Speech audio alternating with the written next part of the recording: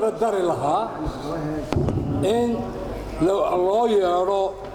taliyaha bilayska ee jaanka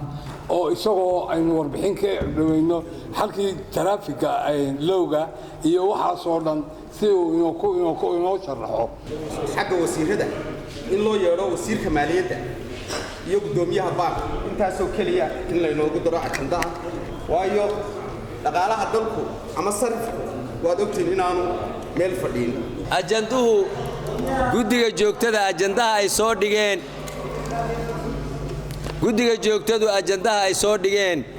waxaad moodaa inuu aad uga duwan yahay kuwii hore waxyaabaha la soo jeediyey wixii aynu ka qaadan karana waa qaaday gudoomiye ku-xigeenku wixii lagu kordhin karana waynu ku kordhin wixii halka intaa ka soo baxa iyo sidii aanu idinku soo hordhignay aynu cod ugu qaadno inta ogol in sidaa loo soo dhigay aynu ku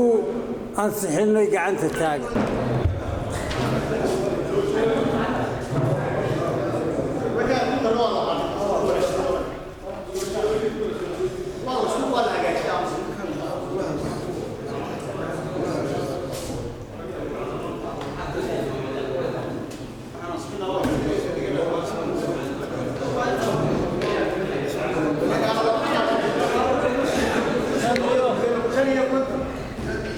konton baynu ku fadhinaa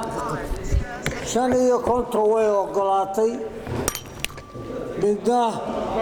waa ka aamusay aniguna ma codaydin saasuu ku ansaxay ajandihii kalfadhi